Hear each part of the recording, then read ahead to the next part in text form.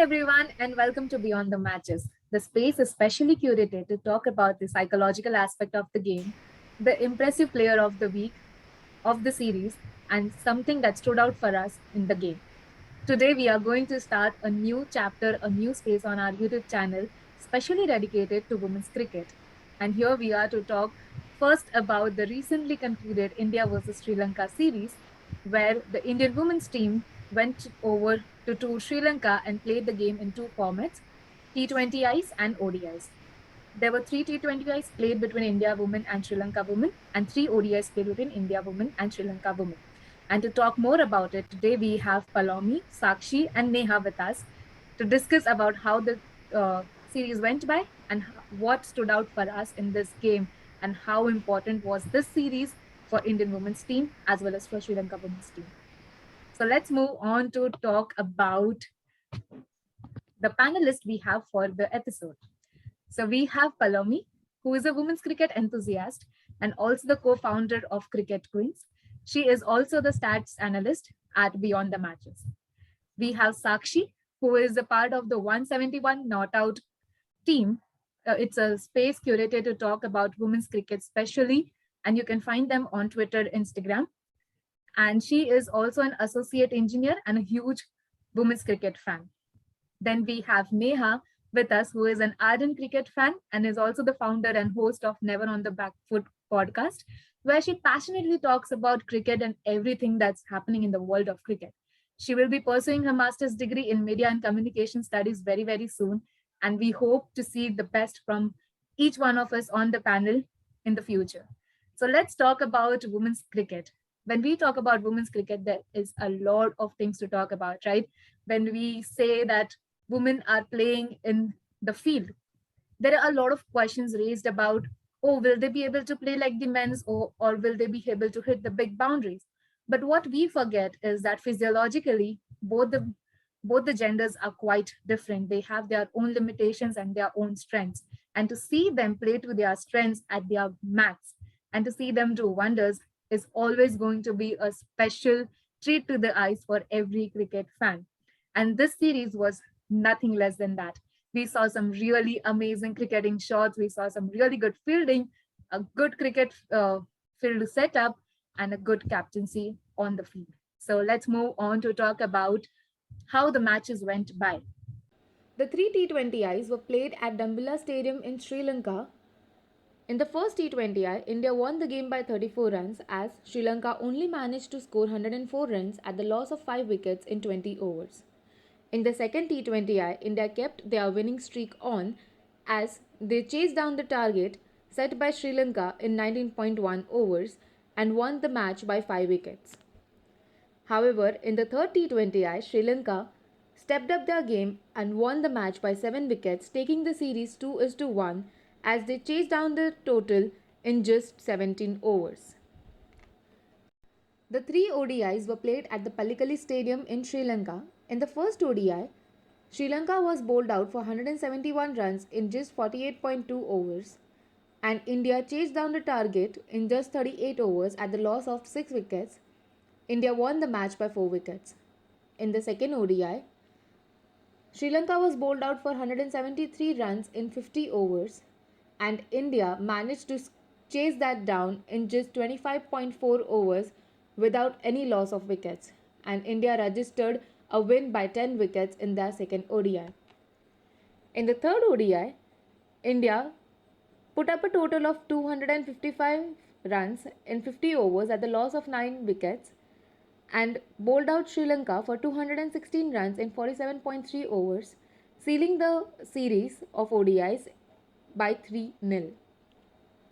While India may have managed to seal the game this time around, it would be rather interesting to talk about how all the games went by and who other than crazy followers of women's cricket can bring you and make you relive all the games in this discussion. So let's move on to talk about the psychological aspect of the game before we move on to our panelists who are quite excited to share with you what went down in this series. So this series, if you see, was mainly about grit, resilience, and fight back. both the teams had their own challenges off the field to fight through before coming into the game. This series had all the fans on their toes right a day before the game because we were still finding out the space for streaming where we would be able to watch them play live. So it was good to have FanCode stream all the games for free for all the fans, encouraging more engagement in women's cricket, especially in a country like India, where cricket is the love of nation. So when we talk about grit, when it comes to women's cricket, it's mainly about how the players, despite being under societal pressure, being constantly questioned about, oh, you are a woman, you are playing cricket, you have shorter boundaries, or you're going to not give us very athletic kind of a fielding to watch, or not going to give us performances of big shots and big things, or taking a hat trick or a fifer in a game. They are constantly giving their best. Whether we see it or we don't see it, they are really fighting it out in their process. They are upping their game, they are training themselves to play. And if you go back to see how women's cricket has developed over the years, we have seen the likes of Shefali Verma, Halim Diol, everyone going across the world, playing different tournaments, playing for India. We see Jemima Rodriguez, Harmanpreet Kaur, everyone putting their best foot forward. And if this series was not enough for you to know about what grit is, I would really request everyone to go back, watch the highlights, watch what happened right before the games, how everyone was questioning who is going to captain India, who is going to do this. Sri Lanka had their own challenges with all the things that is happening in their country. The women's team really stepped out to play. The fans in the stadium were allowed to watch the game for free so that they do have something to look forward to despite the things that were going around for them. So within the tough times, if the teams manage to play and give us a good competitive game to watch, there is nothing better to explain when it comes to resilience.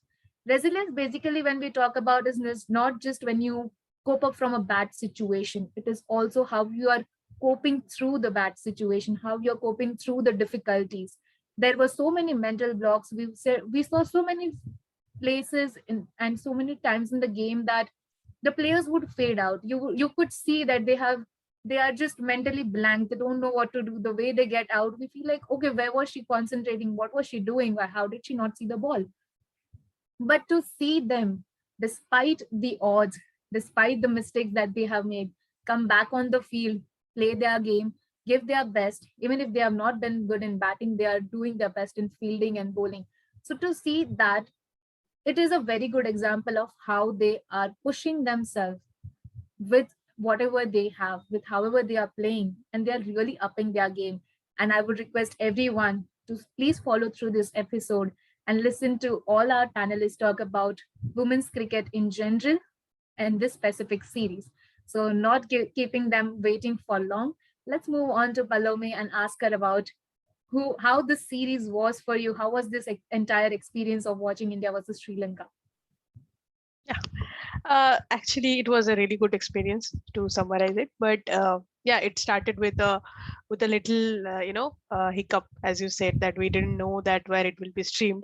So that was a discussion that was going on, and we were asking different channels. We were tagging their social media handles to check if they are streaming, but then we were not getting any news. Then finally, I think 48 hours ago, we got to know that okay, some company is producing it, so we will get to see it somewhere.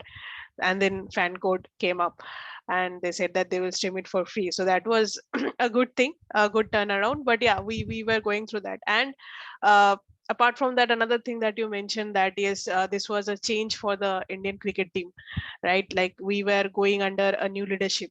Like Mithali Raj, the legend, she is, has replied. I mean, she had taken retirement just before the series, and so it was like we were going under a new captain, and we wanted to see that how things work out, the young team and the new captain, how everything works out. So yeah, we were interested to see how this series works. And also it was the last series before the Commonwealth Games, so we really needed to find out our combinations and all those things. So yeah, so all those were very important points. And apart from that, the performances, yes, yeah, there were like a lot of things that happened in the series. Sri Lanka is playing after a long time actually. So yeah, they were a little like they're basically again just starting. So, and from Indian side also, yeah, maybe we had expected a different kind of performances, but whatever, like overall the series was really good for me as a fan. I enjoyed. I enjoyed more that finally we got to watch it, because that was a question mark. So yeah, it was a good experience for me.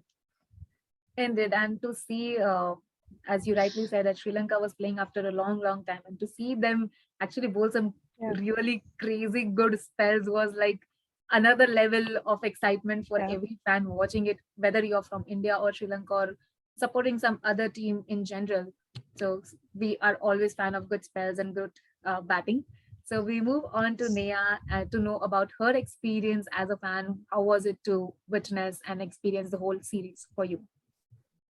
Right. So it was a really good series. I know the scoreline reads, in the T20s, we won 2-1, we whitewashed them 3-0 in the ODIs, but I felt the matches were really well contested. Sri Lanka didn't like slip up a lot. So the matches really went to the wire. And there were some very good standout performers from both the sides, right? Now, also, what is pertinent is that although there was the initial hiccup with regard to who's going to stream the match and everything, but still, the Sri Lankan broadcasters did a very good job of streaming the series. The commentators, there were, some murmurs on social media that they were not the best, but I felt they really brought out, unknown facts about players, which was a unique perspective for us. Because for us sitting here in India, we don't know a lot about the Sri Lankan players. Obviously, they don't play a lot. So that interesting perspectives that we got to hear from them was valuable. And seeing our girls play in blue is just a win-win, right? I mean, every time they step out, they want to, put their best performance and just win for the country. So seeing them play against Sri Lanka was amazing, and winning obviously helps, boost your confidence and ups your morale massively. So seeing that, I was just really pleased with how the series panned out. Yeah, I could see some really bright smiles when Neha went on to say it's always a win-win watching our girls play in the blue. So it's definitely exciting, and we keep this excitement a little bit more contained and move on to Sakshi to know about her experience watching the India versus Sri Lanka series. Yeah, even like it was very entertaining. Of course, even I was very excited to watch it because we generally don't see much women's cricket going on, and Sri Lanka to manage it in their country, it was like very different for them. It was very different situation, difficult times for them, and yeah, like it's. We are happy that we got to see the match online. The streaming happened, then DD Sports took up, and yeah, it was really good series because as an Indian fan also it was really good because India managed to win in between, like after giving up their wickets, and then they had good partnership. So yeah, overall series was really good for me. Yes. Yeah, very rightly said. Like if you go back to the series, how all three of them pointed out that it was a lot of push and pull in the series when it comes to watching India versus Sri Lanka. Like I did see a lot of conversation happening on Twitter and other social media saying that oh they are just playing Sri Lanka, they haven't played much. It's going to be an easy win, but let me tell you, it wasn't because Sri Lanka made us play till the last or the second last over. They did not let us score easily, and that talks volume about how competitive these girls are. So definitely this brings us to our next question about which players impressed you the most in this series, as the series was entirely impressive. So before we move on to asking our panel about it, I just want to point out that Harmanpreet Kaur has been stand out as a captain, and there is nothing that impressed each of the fan watching across the world more happy and more content is to see how the transition of captaincy happened so smoothly between Mitali Raj and Harmanpreet Kaur, to see her take the flag, take the torch, and be like, okay, you know what, I'm going to take this team and make a group dynamic in a way that we are going to go on the field, win matches. We are just going to focus on winning, and we will just forget about what's happening out in the world, what people are talking about. We are going to focus on our strength and actually build up on that. And if you see, Harmanpreet Kaur has been very, very impressive, and this can actually turn out to be her year if she keeps the form going on. And we never know what if 171 not out really just happens out of nowhere once again, and we get to see another masterclass of Harman. So fingers crossed to that. So let's come back to our question of which player impressed you the most, and we'll start with Neha. So we had a lot of players, who really stood out with their performance. But for me, it has to be Renuka Singh Thakur. Now, she did have a very impressive debut, and this is one player I was really following through right from the start. Now, I could see, in the series, she really grew in confidence, and we could see how, even though she went wicketless in some of her spells, she still came back with confidence to actually, deliver with the new ball. Now, this is one skill that India kind of would miss, considering we don't have Shika Pandey, we don't have Julan Goswami. But I think to focus on the positive, her performance really stood out. Now, her spells with the new ball was kind of instrumental, right? Because Sri Lanka, as and when they were settling, her spells kind of helped break that partnership and, just get the breakthrough that India needed. Now, although her third ODI performance was like kind of average, but if you focus on the other matches, it was really good and like super impressed with the way she played. And to just, focus on a Sri Lankan player who also impressed me, I'd have to bring, Chamari Atapattu. Now, she was literally the backbone of Sri Lankan cricket, right? Like, the team is like overtly dependent on her. She is probably the most experienced in the lot because she has so much of exposure playing in WBPL, the Fair Break tournament, and is one of the most hardworking players. And it's literally like the whole team is dependent on her. She's like the nerve center, like right at there, building those partnerships, helping the youngsters, and so much of experience. And she really impressed me. The way she led the team and, just managed everything, marshaled the troops, basically, that was pretty impressive. Indeed. So we move on to Sakshi. Who was the player who impressed you the most in the series? Yeah, for me, the player who kind of impressed me the most was definitely Pooja Vastrakar because she has been everywhere. She has picked up wickets, she has scored runs, and in field also she has been like very good. So she is the player who has improved consistently over one or even one or more year, and she's definitely going to be an important player going ahead for India. And yeah, also Harmanpreet Kaur has definitely impressed me. Like that was expected from Herman, but to get see her getting back into the form and hope so this form continues, it will be like really good for India in Commonwealth. Indeed, I really, really hope that the form just continues, and we continue with our next panelist, Poulami. Who was the player that impressed you the most in the series? Yeah, actually, Shafali Verma was the player who impressed me the most. The reason will be the way she has improved the things that we always talked about, or the experts generally talked about, that the things that she needs to improve, that is fitness and her strike rotation. So you can really see that she works really hard behind the scenes, and that is reflected on her game. It's not that a player cannot change overnight, but when she she puts in the hard work, and that is reflected, that how she has she is improving her fitness day by day. She has improved tremendously on field, like since the time that she started, I think last year in 2021 when we were playing against South Africa.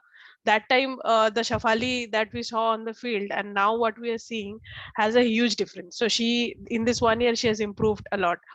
Plus in this ODI series, it's not only the Shafali that we knew who will just come and hit the balls, but this time she's also working on her strike rotations. She's taking quick singles.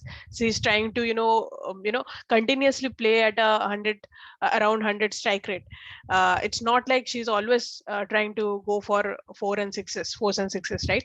She's hitting the loose balls, but she's also rotating strike. She's I saw this maturity in her, and it's really good.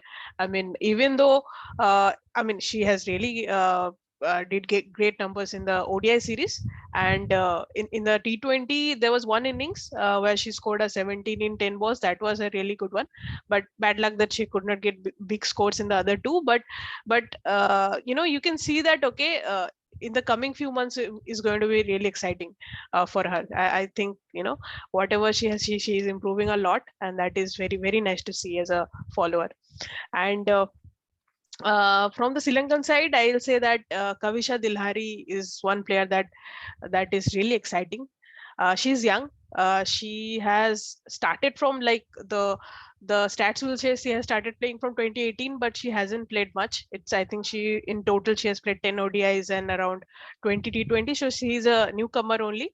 I'll consider her as a newcomer, but she's a really exciting prospect for Sri Lanka. That is because her approach for the game, like when she comes, she's kind of that fearless attitude she has, and that is something which I like the most. So maybe again, the numbers might not reflect, but she will be an asset for Sri Lankan team in the near future.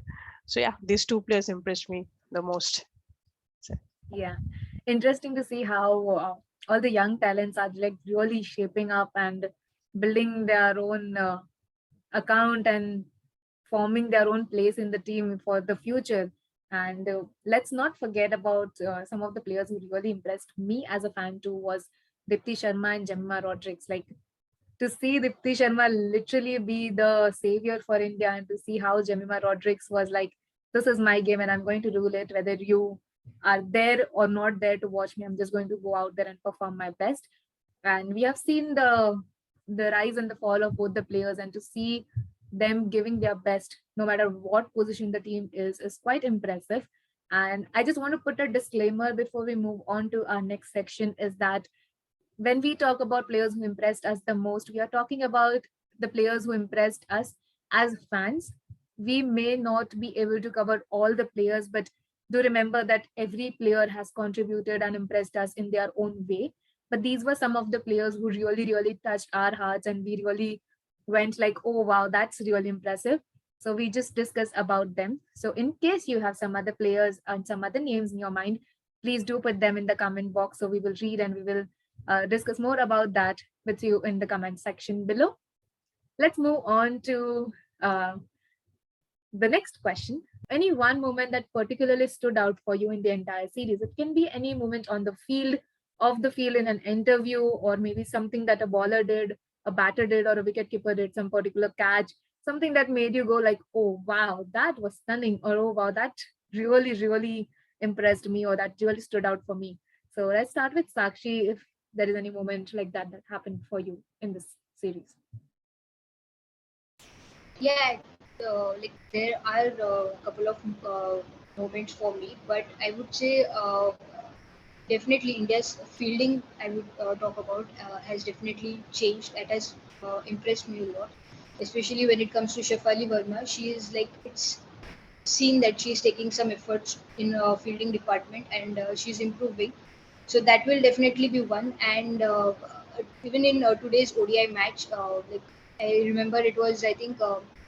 Herman was bowling a first over, and in that over, some misfield happened from Meghna Singh, and she got angry. But then on the next very second ball after that, Chamri Atapattu's wicket fell, and there was a moment between Meghna Singh and Harmanpreet Kaur, like what is happening and all. So it was definitely a standout moment for me because I fielding is the place where because of which India has lost matches, and it's good to see it improving and captain being very proactive to get it improved. So yeah, that one will stand out for me. Indeed, and if I may add something to what you said here, Sakshi, about Shefali Verma into fielding, we also see her in the bowling department picking up wickets at international level, and that was something that really stood out for me to see Shefali Verma, the bowler, and I'm really excited to see how that goes about in her career. We may just see her as an all-rounder very, very soon. So let's hope that happens. Then we have some really power hitter coming up in the Indian squad. So let's move on to Poulami to know which moments stood out for her. I would say it's going to be the first T20I and the point where Jemima Rodriguez came into bat, and from there she actually, you know, we were in a position, actually we were in a position of trouble. Actually we were a little scared that what's going to happen. We had lost a few wickets. We had lost Ace Meghana for one ball duck, and then uh, and then Jemima Rodriguez came, and and she steadied the ship, and then we went on to put up a good total. uh, the importance for that for me is, see, for me, I always feel, yeah, we know that we expected India to dominate them, which did not happen in both the series. And sometimes, the difference between the big teams and small teams is what we think is the big teams will always dominate the small teams. That is the difference. But sometimes in international cricket, what happens is the big teams are generally the teams that can win from any situations. That's what I feel personally, and that is what makes them a good team. That it's not that they will never be in trouble; they will always dominate, and they will always win by 100-run margin or a 10-wicket margin. But they will also be in trouble, they will also be in a situation, very bad situation, but they will still somehow come out of that, and some player will stand out for them, and somebody will win the match for them. That is what is happening with Australian cricket team. That's why they are the greatest team ever. They have been in trouble. They against Sri Lanka only in the World Cup, they were at one situation 10 for 3, and from that situation they won the match and then won the World Cup, and that was a must-win match for us, for them. Sorry. So that is one signature of a good team, that they can win a match from any situation. So that uh, thing was seen in glimpses in India team in here. But again, I'm not judging too quickly, because again Sri Lanka was playing after a long time. But even in today's match, where we were 124 for 6 in the ODI, from there we scored 255. Somebody stood up. And again, similar thing happened in the first T20I. When wickets were falling, we were collapsing, somebody stood up, and it was different players. Like Harmanpreet was the common name, but then it was Jemimah Rodriguez. Today it was Pooja Vastrakar. So these are kind of things that made me happy in the series, that we did not collapsed. I mean, we were collapsing, but we stopped that. So yeah, that moment stood out for me. Yeah, also like I would want to add one thing over here. Like Urvi, you said Shafali's bowling also was something that excited everyone. So being a Shafali Verma fan, also like it would be a great moment for us, like as cricket fans, to see Shafali and Catherine Brunt face each other, where Shafali is bowling and if she gets Catherine Brunt, that would be like it will be something very different. So yeah, that would be the standout moment for me in Shafali's career, I would say. So yeah. Definitely, I feel that is one battle we all will look forward to when it's India versus England once again. So let's move on to Neha to know about what was the standout moment for you in the series.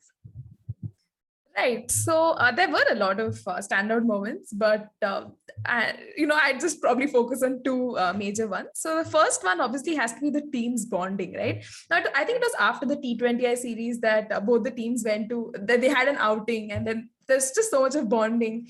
And Jemima was playing the guitar, and someone was singing, like one of the Sri Lankan players was singing. And I was like, that's just so cute. You don't see that in men tours or something like that. Everyone's just leading different lives. So that was really nice to see that, the players bonding.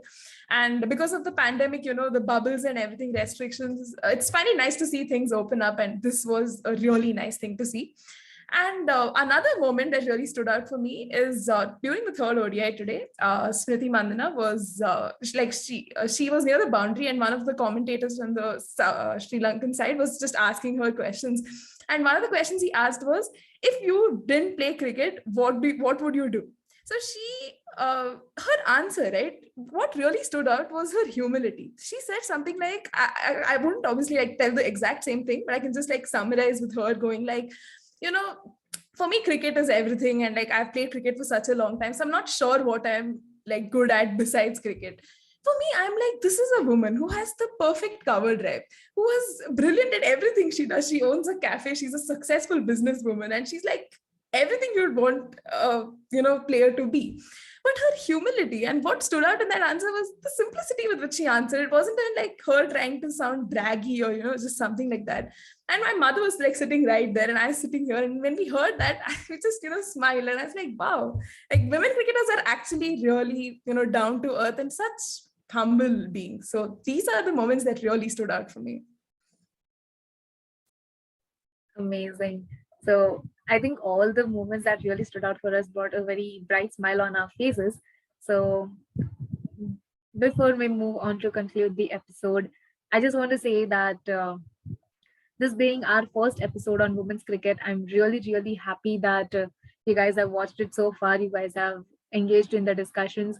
If you have something to say, if you have some feedback to give, or if you want to add something to what we have already said, please feel free to do it in the comment box below. And we would really be happy to hear from you guys on how you felt about the episodes. And we hope to cover more about women's cricket. So before we take a leave, I just want to give a quick shout out to all the girls here who actually do a lot to cover about women's cricket. We have Sakshi from 171 Not Out, Poulami from Cricket Queens and Beyond the Matches, Neha from Never on the Backfoot podcast, where we really talk about women's cricket. Neha also talks about men's cricket like we do on Beyond the Matches. But when you see someone doing a lot about women's cricket, you know that they are deeply into it. So if you are into statistics and knowing the facts and playing quizzes and just engaging into content that is curated specifically for women's cricket, do check out all the pages and give them a follow. This episode would not have been possible if all of us would not have just given some of our time from our busy schedules and actually talk about women's cricket, something that we really, really love. So I just want to say thank you to all the panel members, Sakshi, Poulami, and Neha, for just coming together and talking about women's cricket. I really hope that this episode starts a conversation. Everything discussed in this episode is how we see women's cricket and how we badly want women's cricket to grow. And it cannot grow if you do not give it a chance to grow. So I hope this episode becomes that seed that we sow today. And you guys do follow women's cricket in the upcoming games. And we will make sure that we keep covering more about women's cricket, bringing you different things related to women's cricket, because uh, it's not just like we want women's cricket to grow. It is like we want the dreams to be fulfilled of the young girls who are actually dreaming and being on the ground playing cricket, but they don't know whether they'll be able to make it or not. And if we have the chance to do that, let's do this and let's support women's cricket in the upcoming Commonwealth Games. And do tune into the live streams, do watch them play. So, yeah. So, before we say goodbye to the audience and the panel members, do follow and subscribe to our YouTube channel and follow us on our socials. All our individual socials are mentioned in the description box below, so you can check it out. If you want to reach out to any one of us personally, you can do it on that. If you have any feedbacks or something to give, you can do it in the comment box, or you can reach out to us individually. Or you can reach out to us on Beyond the Matches and we will get back to you as soon as possible. You can DM us on Instagram, Facebook, or Twitter, or you can send us an email on beyondthematches@gmail.com. And thank you so much, everyone, for joining in. I hope you all enjoyed talking about women's cricket today. And we hope to see this group coming together a lot more times in the future. So thank you so much for joining. I'll see you all now.